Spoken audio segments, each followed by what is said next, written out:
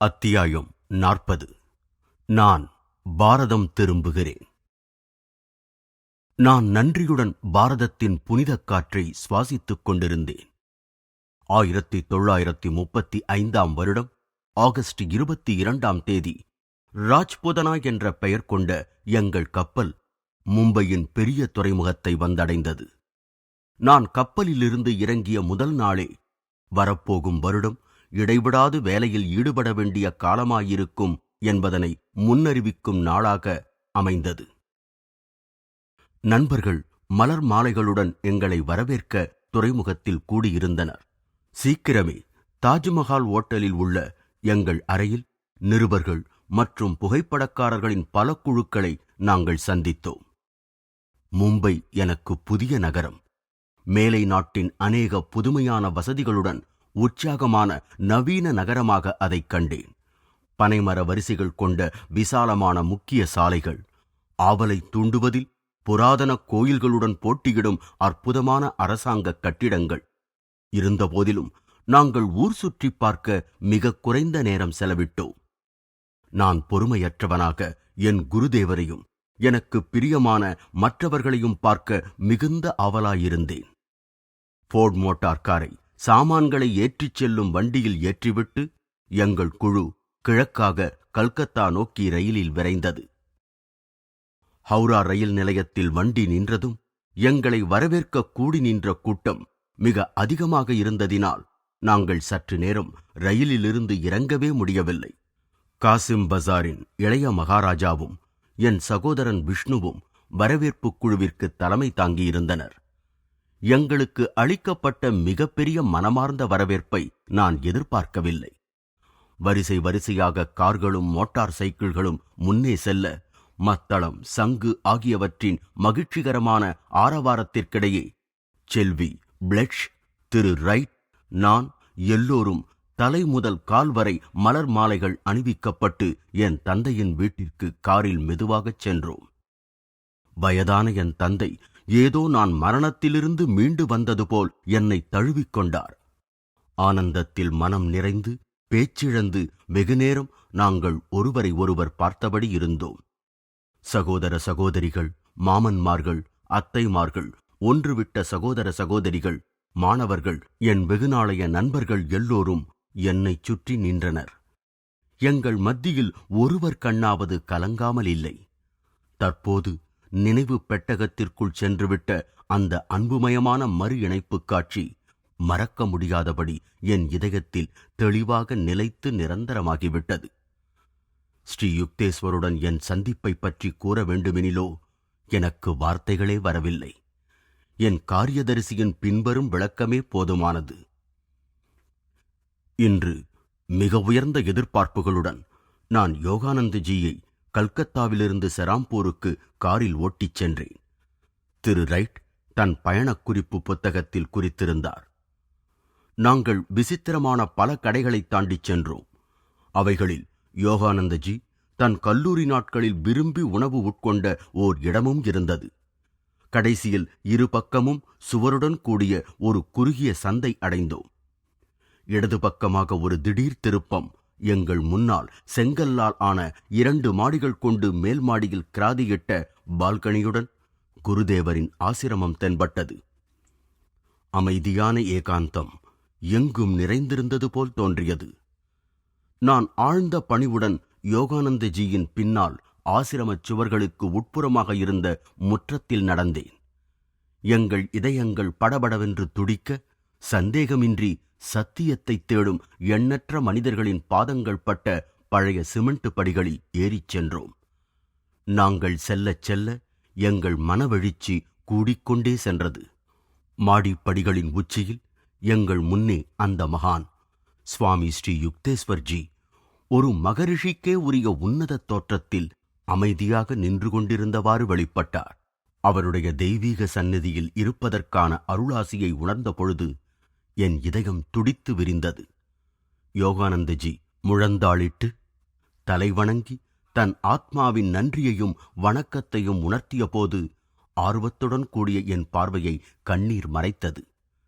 அவர் தன் கைகளால் குருவின் பாதங்களைத் தொட்டு மிகுந்த மரியாதை கலந்த வணக்கத்துடன் அவைகளை தன் நெற்றியில் தரித்தார். அவர் எழுந்ததும் ஸ்ரீ யுக்தேஸ்வர் அவரை தழுவிக்கொண்டார். தொடக்கத்தில் சொற்கள் எதுவுமே இல்லை. ஆனால் ஆத்மாவின் மௌன மொழியில் ஆழ்ந்த உணர்ச்சி வெளிப்படுத்தப்பட்டது. பிரிந்தவர் கூடிய இதமான உணர்வால் உந்தப்பட்டு அவர்களுடைய கண்கள் எப்படித்தான் மின்னின! மிருதுவான அலையதிர்வு அந்த அமைதியான கூடம் முழுவதும் பரவிச் சூழ்ந்தது. சூரியன் எதிர்பாரா வண்ணம் எழில் பிரகாசத்தை சேர்க்க மேகத் திரைகளினின்றும் நழுவி வெளிப்பட்டான். அந்த குருதேவரின் முன்னே நானும் வெளிப்படுத்தப்படாத என் அன்பையும் நன்றியையும் தெரிவிக்கும் வகையில் முழந்தாளிட்டு வணங்கினேன்.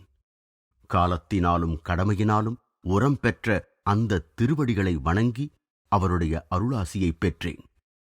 நான் எழுந்து நின்று இரு அழகிய கண்களை நோக்கினேன். அவை அகக்காட்சியில் ஆழ்ந்திருந்தாலும் ஆனந்தத்துடன் பிரகாசித்துக் கொண்டிருந்தன. நாங்கள் அவருடைய அமரும் அறைக்குள் நுழைந்தோம். அவ்வறையின் முழு பக்கமும் நாங்கள் வெளியிலிருந்து கண்ட பால்கனியை நோக்கியவாறு திறந்திருந்தது. அம்மகான் ஒரு பழைய சிறு சாய்வு மேஜையின் மேல் சாய்ந்தபடி சிமெண்ட் தரையின் மீது உரையிடப்பட்ட மெத்தையில் அமர்ந்தார். யோகானந்தஜியும் நானும் குருதேவரின் காலடிகளுக்கு அருகில் சௌகரியமாக சாய்ந்து அமர்வதற்கென வைக்கப்பட்டிருந்த காவி வண்ண தலையணைகளுடன் கூடிய கோரைப்பாயில் அமர்ந்தோம். நான் அந்த இரு சுவாமிகளின் வங்காள உரையாடலின் கருத்தை புரிந்து கொள்ள பயனின்றி முயற்சி செய்தேன். அவர்கள் இருவரும் ஒன்றாக இருக்கும் பொழுது ஆங்கிலத்தில் பேசுவதில்லை என தெரிந்து கொண்டேன். இருந்தாலும் சுவாமிஜி மகாராஜ், அந்த மகாகுரு இப்படித்தான் மற்றவர்களால் அழைக்கப்படுகிறார். நன்றாக ஆங்கிலம் பேச வல்லவராக இருந்தது மட்டுமல்லாமல் அடிக்கடி பேசவும் செய்கிறார். ஆனால் நான் அந்த மகானுடைய புனிதத்தன்மையை இதயத்தை நெகிழச் செய்யும் புன்னகையிலும் மின்னும் கண்களிலும் சுலபமாக கண்டேன். அவரது வேடிக்கையான அல்லது விஷயம் செறிந்த வார்த்தைகளிலிருந்து மிக சீக்கிரத்திலேயே நான் கண்டுகொண்டது அவரது பேச்சில் இருந்த தீர்மானமான உறுதியாகும். கடவுளை தான் தெரிந்திருப்பதனால் தனக்கு தெரியும் என்பதை தெரிந்திருக்கும் ஒரு மகானுக்குரிய அடையாளமாகும் இது. அம்மகானின் அபார ஞானம், குறிக்கோளின் உறுதி, தீர்மானம் ஆகியவை ஒவ்வொரு விதத்திலும் தெளிவாக தெரிந்தது. அவர் எளிய முறையில் உடை அணிந்திருந்தார். அவரது வேட்டியும் சட்டையும் ஒருமுறை காவி வண்ணச் சாயம் ஏற்றப்பட்டிருந்தாலும் இப்பொழுது மங்கலான ஆரஞ்சு நிறமாக வெளுத்திருந்தது. அடிக்கடி அவரை பயபக்தியுடன் கவனித்து பார்த்தபொழுது அவருடைய தேகம் ஒரு விளையாட்டு வீரனுடையது போல் விசாலமானதாகவும், துறவினால் ஏற்பட்ட பல சோதனைகள் மற்றும் தியாகங்களால் கடினமாக்கப்பட்டதாகவும் இருந்ததை கவனித்தேன். அவரது பாவனை கம்பீரமாக இருந்தது. அவர் கௌரவமான நடையும் நிமிர்ந்த தோற்றமும் கொண்டு செயல்பட்டார். அவருடைய களிப்புடன் கூடிய ஆரவாரமான சிரிப்பு அவரது நெஞ்சின் ஆழத்திலிருந்து வெளிப்பட்டு அதனால் அவரது உடல் முழுவதையும் குலுங்கச் செய்யும். அவருடைய கண்டிப்பான முகம் தெய்வீக சக்தியை கருத்தை கவரும் வகையில் வெளிப்படுத்தியது. அவருடைய முடி நடுவில் வகிடு எடுக்கப்பட்டு நெற்றியை சுற்றிலும் வெண்மையாகவும், சில இடங்களில் வெண்பொன்னைப் போலவும் கரு வெள்ளியைப் போன்றும் அவரது தோள்களில் சுருள் சுருளாகத் தொங்கியது. அவரது தாடியும் மீசையும் மிக சொற்பமாக அல்லது அடர்த்தியற்று இருந்தாலும் அவரது முகத்தோற்றத்திற்கு அழகூட்டியது போல் தோன்றியது. சொர்க்கத்தை தேடுவது போன்று அவரது நெற்றி சரிந்திருந்தது. அவருடைய கருமையான கண்களை கட்புலனாகாத ஒரு நீல ஒளிவட்டம் சூழ்ந்திருந்தது. அவருடைய சற்று பெரிய அழகு மிகுதியற்ற மூக்கை அவர் சும்மா இருக்கும் நேரங்களில் குழந்தையைப் போல தன் விரல்களினால் சுண்டிக்கொண்டோ அல்லது திருகிக் கொண்டோ தனக்குத்தானே வேடிக்கை செய்தபடி இருப்பார். ஓய்வு நேரத்தில் அவரது வாய் இறுக்கமாக இருந்தாலும் மென்மையை நுட்பமாக காட்டியது. இங்குமங்கும் பார்த்தபொழுது அந்த ஓரளவு சேதமடைந்திருந்த அறையானது அதன் சொந்தக்காரருக்கு லௌகீக வசதிகளிடம் உள்ள பற்றற்ற தன்மையை உணர்த்தியதை நான் கவனித்தேன். அந்த நீண்ட அறையின் வெள்ளைச் சுவர்கள் காலப்போக்கில் வெளுத்துக் கொண்டிருந்த நீலப்பூச்சின் கீற்றுகளைக் கொண்டிருந்தன. அவ்வறையின் ஓர் ஓரத்தில் லாகிரி மகாசயரின் அரிதான படம் எளிய மாலையினால் பக்தியுடன் அலங்கரிக்கப்பட்டு தொங்கிக் கொண்டிருந்தது. யோகானந்தர் பாஸ்டன் நகருக்கு வந்தபொழுது சமயங்களின் மகாசபைக்கு வந்திருந்த மற்ற பிரதிநிதிகளுடன் சேர்ந்து நின்று எடுத்த அவருடைய பழைய புகைப்படம் ஒன்றும் இருந்தது. நான் அங்கு பழையதும் புதியதும் ஒரே சமயத்தில் விசித்திரமாக ஒத்திருந்த விதத்தைக் கண்டேன். ஒரு பெரிய மெழுகுவர்த்தி கண்ணாடி சரவிளக்கு நீண்ட காலம் உபயோகப்படுத்தப்படாததால் ஒட்டடை படிந்து கிடந்தது. சுவரில் பிரகாசமான புத்தம் புதிய காலண்டர் தென்பட்டது. அந்த அறை சாந்தியும் ஆனந்தமும் நிறைந்த மனத்தை பரப்பியது. பால்கனியை தாண்டி தென்னை மரங்கள் மௌனமாக காவல் புரிவது போல் உயர்ந்து இருந்தன. அம்மகான் வெறுமனே கையை தட்டினால் போதும், அது முடிவதற்குள் யாராவது ஒரு சிறு சீடன் உடனே வருவதைக் காணலாம். அவர்களில் ஒருவன் பிரஃபுல்லா எனும் பெயர் கொண்ட ஒல்லியான சிறுவன். நீண்ட கருமையான தலைமுடியும் மின்னும் கருமையான கண்களும் கொண்டவன். அவனது தெய்வீக புன்னகையில் அவனது வாயின் ஓரங்கள் உயரும் பொழுது அந்தி வேளையில் விண்மீன்களும் பிறை நிலவும் திடீரென்று தோன்றுவது போல அவன் கண்கள் மின்னும். சுவாமி ஸ்ரீ யுக்தேஸ்வருக்கு தான் வளர்த்து அனுப்பிய சீடன் திரும்பி வந்ததில் மட்டில்லா மகிழ்ச்சி என்பது வெளிப்படை. மற்றும் சீடனின் சீடனான என்னை பற்றி அறியவும் அவருக்கு ஏதோ ஒரு ஆவல். இருந்தாலும் அப்பெரிய மகானின் இயல்பில் ஞானத்தின் மேலாதிக்கம் பெற்ற தன்மை அவருடைய உணர்ச்சிகளை வெளிப்படையாக கூறுவதைத் தடுத்தது. யோகானந்தஜி சம்பிரதாய வழக்கப்படி தன் குருவிடம் திரும்பி வரும் சீடன் என்ற முறையில் அவருக்கு சில பரிசுகளை அளித்தார். பிறகு நாங்கள் எளிய முறையில் ஆனால் நன்கு சமைக்கப்பட்ட காய்கறிகளும் அரிசியும் கலந்த உணவை சாப்பிட அமர்ந்தோம். இந்திய பழக்க வழக்கங்கள் பலவற்றை, உதாரணமாக கையால் சாப்பிடுவது, நான் பின்பற்றுவது கண்டு ஸ்ரீ யுக்தேஸ்வர்ஜி மகிழ்ந்தார். பல மணி நேர வங்காள சொற்றொடர்களின் பிரயோகம், மகிழ்வுடனான புன்னகை பரிமாறல், ஆனந்தமயமான பார்வைகள், இவைகளுக்குப் பிறகு அவரது திருவடிகளில் வணங்கி பிரணாம் செய்து பிரியா விடை பெற்றோம். அந்த தெய்வீக சந்திப்பின் என்றும் நிலைத்திருக்கும் நினைவுடன் கல்கத்தாவிற்கு புறப்பட்டோம். நான் அம்மகானைப் பற்றி எனக்கு வெளிப்படையாக தோன்றியதை முக்கியமாக எழுதினாலும் அவருடைய ஆன்மீக உன்னதத்தைப் பற்றி நான் எப்பொழுதும் அறிந்திருந்தேன். அவருடைய சக்தியை நான் உணர்ந்தேன். மேலும் அந்த உணர்வை நான் என்றும் எனக்கு கிடைத்த தெய்வீக அருளாசியாக போற்றி பாதுகாப்பேன். அமெரிக்கா, ஐரோப்பா, பாலஸ்தீனம் ஆகிய நாடுகளிலிருந்து நான் ஸ்ரீ யுக்தேஸ்வருக்கு அநேக பரிசுகளை கொண்டு வந்திருந்தேன். அவர் அவைகளை புன்னகையுடன், ஆனால் எதுவும் குறிப்பிட்டுச் சொல்லாமல் பெற்றுக்கொண்டார்.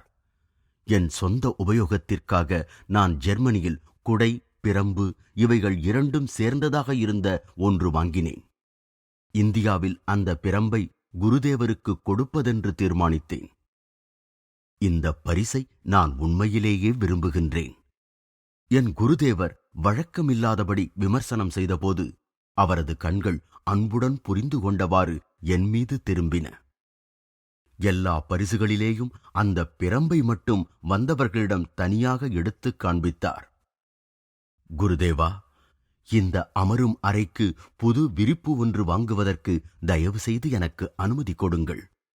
ஸ்ரீ யுக்தேஸ்வரின் புலித்தோல் ஆசனம் ஒரு கிழிந்த கம்பளி மேல் போடப்பட்டிருப்பதைக் கண்டேன். உனக்கு மகிழ்ச்சி அளிக்குமென்றால் அப்படியே செய்யேன். குருவின் பதிலில் உற்சாகமில்லை. இதோ பார், என் புலித்தோல் ஆசனம் நன்றாகவும் சுத்தமாகவும் இருக்கிறது. என் சொந்த சிறிய ராஜாங்கத்தில் நானே ராஜா. இதற்கப்பால் உள்ள பரந்த உலகானது வெளி விஷயங்களில் மட்டும்தான் ஈடுபாடு கொண்டுள்ளது. அவர் இச்சொற்களை உதிர்க்கும் பொழுது வருடங்கள் பின்னோக்கி உருண்டோடியதை நான் உணர்ந்தேன். மறுபடியும் நான் குருவின் கண்டிப்பு என்ற தீயில் தினசரி புனிதமடையும் சிறு சீடனானேன். நான் செராம்பூரிலிருந்தும் கல்கத்தாவிலிருந்தும் என்னை விடுவித்துக் கொள்ள முடிந்தவுடன் திரு ரைட்டுடன் ராஞ்சிக்கு பயணமானேன். அங்கே எவ்விதமான வரவேற்பு, எவ்வளவு உணர்ச்சிபூர்வமான கரகோஷம்! நான் அங்கு 15 ஆண்டுகள் இல்லாத பொழுது சுயநலமில்லாது உழைத்து பள்ளிக்கூடத்தின் மரியாதையையும் கௌரவத்தையும் கட்டிக்காத்து வந்த ஆசிரியர்களை அணைக்கும் பொழுது என் கண்களில் கண்ணீர் திரண்டது. விடுதியில் தங்கி படித்து வரும் மாணவர்கள் மற்றும் வெளியிலிருந்து வந்து படிக்கும் மாணவர்களின் ஒளிவீசும் முகங்களையும் மகிழ்ச்சியான புன்னகையையும் கண்டேன். அவை அவர்களுடைய யோகப் பயிற்சிகள், கருத்துள்ள கல்வி முறை இவைகளின் தரத்திற்கு போதுமான சான்றாயிருந்தன. இருந்தாலும் ராஞ்சி ஸ்தாபனத்தின் நிதி நிலைமை தீவிரமான பற்றாக்குறையினால் தவித்துக் கொண்டிருந்தது. பழைய மகாராஜாவான ஸ்ரீ மனீந்திரச்சந்திர நந்தி பல முறைகள் மிகப்பெரிய தொகைகளை தாராளமாக அன்பளிப்பாக வழங்கியவர். இப்பொழுது இறந்துவிட்டிருந்தார். அவரது காசிம் பஜார் மாளிகைதான் பள்ளிக்கூடத்தின் மைய கட்டிடமாக மாற்றி அமைக்கப்பட்டிருந்தது. பள்ளிக்கூடத்தின் அநேக இலவச தரும காரியங்கள் பொதுமக்களின் தேவையான ஆதரவு இன்றி மிகவும் நசிந்திருந்தன. நான் அமெரிக்காவில் அதன் நடைமுறை அறிவையும் தடைகளை நீக்குவதற்கான அதன் அஞ்சாத உணர்வையும் கற்றுக்கொள்ளாமல் அங்கு வருடங்களை கழிக்கவில்லை. ஒரு வாரம் நான் ராஞ்சியில் தங்கி அதன் கடுமையான பிரச்சனைகளுடன் போராடினேன்.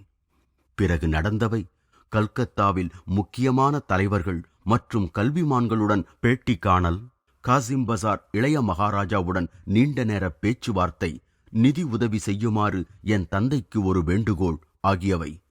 பிறகென்ன, ஆட்டத்திலிருந்த ராஞ்சி பள்ளிக்கூடத்தின் அஸ்திவாரம் சரிப்படத் தொடங்கியது. என் அமெரிக்க மாணவர்களிடமிருந்தும் தக்க தருணத்தில் அநேக நன்கொடைகள் வந்து சேர்ந்தன. நான் இந்தியாவிற்கு வந்த சில மாதங்களுக்குள்ளேயே ராஞ்சி பள்ளிக்கூடம் சட்டப்படி இணைக்கப்பட்டதைக் காணும் மகிழ்ச்சி எனக்கு கிட்டியது. நிரந்தர நிதி பெற்ற யோக கல்வி மையம் ஒன்று நிறுவப்பட வேண்டும் என்ற என் வாழ்நாள் கனவு நிறைவேறியது. அந்த அவாதான் என்னை 1917 7 சிறுவர்களைக் கொண்ட ஒரு குழுவுடன் கூடிய எளிய தொடக்கத்திற்கு வழிகாட்டியது. யோகதா சத்சங்க பிரம்மச்சரிய வித்யாலயம் என்ற இந்த பள்ளிக்கூடம் ஆரம்ப பள்ளி மற்றும் உயர்நிலை பள்ளி பாடங்களை திறந்தவெளி வகுப்புகளில் நடத்தி வருகிறது. விடுதியில் வசிக்கும் மாணவர்களும் வெளியில் இருந்து வரும் மாணவர்களும் ஏதாவதொரு தொழிற்பயிற்சியையும் கூடவே கற்கின்றனர். சிறுவர்கள் தங்களுக்குள்ளேயே சுயேச்சையான குழுக்களை அமைத்து அவர்களுடைய அநேக செயல்களை முறைப்படுத்திக் கொள்கிறார்கள். கல்வி பயிற்றுவிப்பவர் என்ற முறையில் என் வாழ்க்கைப் பணியின் வெகு ஆரம்பத்திலேயே நான் தெரிந்து கொண்டது என்னவெனில், விஷமத்தனமாக ஓர் ஆசிரியரை வெல்லுவதில் மகிழ்ச்சியுறும் மாணவர்கள் தங்கள் சக மாணவர்களால் நிறுவப்பட்ட ஒழுக்க விதிகளை சந்தோஷத்துடன் ஏற்றுக்கொள்கிறார்கள் என்பதுதான். என்றுமே ஒரு முன்மாதிரியான மாணவனாக இல்லாத நான் சிறுபிள்ளைத்தனமான குறும்புகளையும் பிரச்சனைகளையும் உடனடி அனுதாபத்துடன் அணுக முடிந்தது. விளையாட்டுகளும் பந்தயங்களும் உற்சாகப்படுத்தப்படுகின்றன. ஹாக்கி, கால்பந்து பயிற்சிகளால் மைதானம் எதிரொலிக்கிறது. ராஞ்சி மாணவர்கள் அடிக்கடி போட்டிகளில் கோப்பைகள் வெல்கின்றனர். சிறுவர்களுக்கு யோகதா முறைப்படி தசைகளை இச்சாசக்தியின் மூலம் சக்தியூட்டும் விதம் கற்பிக்கப்படுகிறது. இது உடலின் எந்த உறுப்பிற்கும் உயிர் சக்தியை மனத்தின் உத்தரவுப்படி அளிப்பதாகும். அவர்கள் ஆசனங்கள் செய்வதுடன் கத்தி, சிலம்ப விளையாட்டுகளையும் கற்றுக்கொள்கின்றனர். முதலுதவியில் பயிற்சி பெற்ற ராஞ்சி மாணவர்கள் வெள்ளம், பஞ்சம் ஆகிய சோதனையான சமயங்களில் தங்கள் பிராந்திய மக்களுக்கு மெச்சத்தகுந்த சேவைகள் செய்துள்ளனர். சிறுவர்கள் தோட்ட வேலை செய்து அவர்களுக்கு தேவையான காய்கறிகளையும் பயிர் செய்கின்றனர். ஆரம்ப பள்ளிக்கூடத்தில் இப்பிராந்தியத்தை சேர்ந்த கோல், சந்தால், முண்டா ஆகிய பழங்குடி மக்களுக்கு பாடங்கள் ஹிந்தியில் கற்பிக்கப்படுகின்றன. சிறுமியர்களுக்கு மட்டுமான வகுப்புகள் அருகிலுள்ள கிராமங்களில் நடத்தப்பட்டு வருகின்றன. ராஞ்சியின் தனிச்சிறப்பு கிரியாயோக உபதேசமாகும். சிறுவர்கள் தங்கள் ஆன்மீக பயிற்சிகளை தினமும் செய்து வருவதுடன் கீதை பாராயணமும் செய்கிறார்கள். எளிமையின் மகத்துவம், சுயநல தியாகம், கௌரவம், சத்தியம் இவைகள் போதனை மற்றும் உதாரணம் மூலம் கற்பிக்கப்படுகின்றன. தீமை துன்பத்தை தரக்கூடிய ஒன்று என்பதாக அவர்களுக்கு சுட்டிக்காட்டப்படுகின்றது.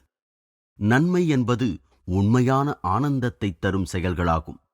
தீமையை விஷங்கலந்த தேனுடன் ஒப்பிடலாம். அது சபலத்தை தூண்டுகிறது, ஆனால் மரணத்தை சுமந்து நிற்கிறது.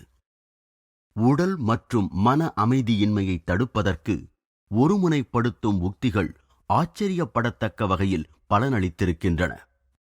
ராஞ்சியில் சுமார் 9 அல்லது 10 வயதுடைய ஒரு சிறிய உருவம் மனத்தைத் தொடக்கூடிய வகையில் 1 மணி நேரம் அல்லது அதற்கு மேலாக ஆடாமல் அசையாமல் கண்கள் இரண்டும் இமையாமல் ஞானக்கண்ணை நோக்கி குவிந்திருக்க தியானத்தில் ஆழ்ந்திருப்பதைக் காண்பது புதுமையல்ல. அங்குள்ள பழத்தோட்டத்தில் ஒரு சிவன் கோயில் உள்ளது. அங்கு புனித குருவாகிய லாகிரி மகாசயரின் சிலை ஒன்று இருக்கிறது.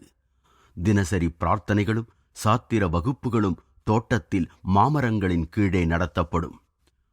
ராஞ்சி எஸ்டேட்டில் நிறுவப்பட்டுள்ள யோகதா சத்சங்க சேவாசிரமம் இந்தியாவின் பல்லாயிரக்கணக்கான ஏழைகளுக்கு இலவச அறுவை சிகிச்சையும் மருத்துவ உதவியும் அளிக்கிறது.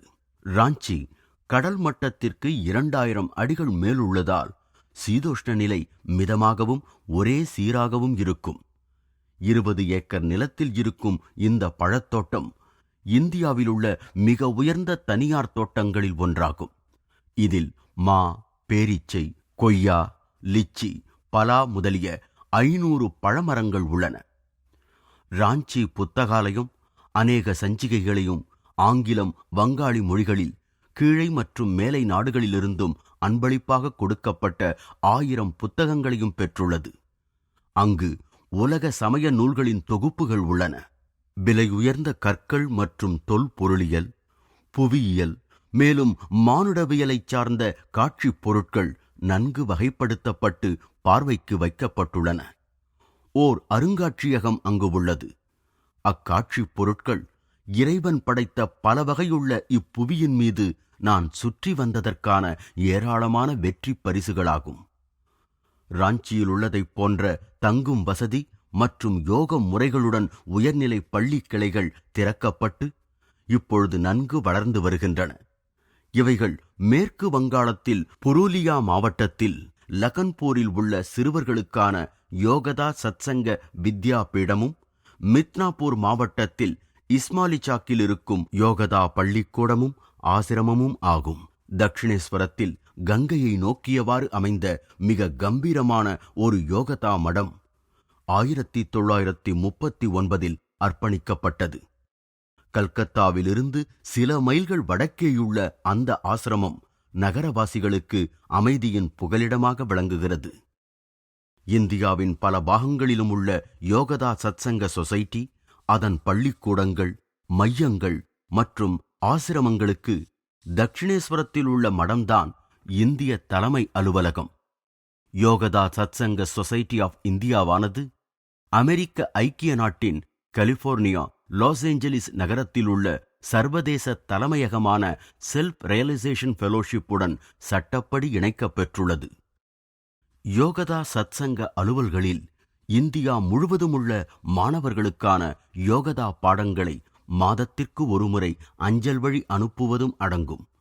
இப்பாடங்கள் யோகதா சத்சங்கத்தின் சக்தியூட்டல், மனதை ஒருமுனைப்படுத்தல் மற்றும் தியான முறைகள் ஆகியவற்றை விவரமாக விளக்குகின்றன. அவைகளை விசுவாசத்துடன் பயிற்சி செய்வது உயர்ந்த கிரியாயோக உபதேசத்திற்கு அவசியமான அஸ்திவாரமாகிறது. தொடர்ந்து வரும் பாடங்களில் தகுதி பெற்ற மாணவர்களுக்கு கிரியாயோக உபதேசம் அளிக்கப்படுகிறது. யோகதாவினுடைய கல்வி, சமய மற்றும் மனிதநேய பணிகளுக்கென பல ஆசிரியர்கள் மற்றும் தொண்டர்களுடைய சேவையும் அர்ப்பணிப்பும் தேவைப்படுகின்றன. நான் அவர்களுடைய பெயர்களை இங்கு பட்டியலிடவில்லை, ஏனெனில் அவர்கள் அதிக எண்ணிக்கையில் உள்ளனர். ஆனால் அவர்கள் ஒவ்வொருவருக்கும் என் இதயத்தில் ஒரு பிரகாசமான தனி இடம் உண்டு. திரு ரைட் ராஞ்சி சிறுவர்கள் அநேகருடன் சிநேகம் கொண்டார். எளிய வேட்டி அணிந்து அவர்கள் மத்தியில் சிறிது காலம் வசித்தார். மும்பை, ராஞ்சி, கல்கத்தா, செராம்பூர் ஆகிய எல்லா இடங்களுக்கும் என் காரியதரிசி சென்றார். தெளிவாக விவரித்து எழுதும் வரம் பெற்றிருந்த அவர் தன்னுடைய துணிகர செயல்களையெல்லாம் ஒரு பிரயாண குறிப்பேட்டில் எழுதுவது வழக்கம். ஒரு மாலை வேளை நான் அவரை ஒரு கேள்வி கேட்டேன். டிக், இந்தியாவைப் பற்றி உன் அபிப்பிராயம் என்ன? சாந்தம் என்றார் அவர் யோசித்தவாறே.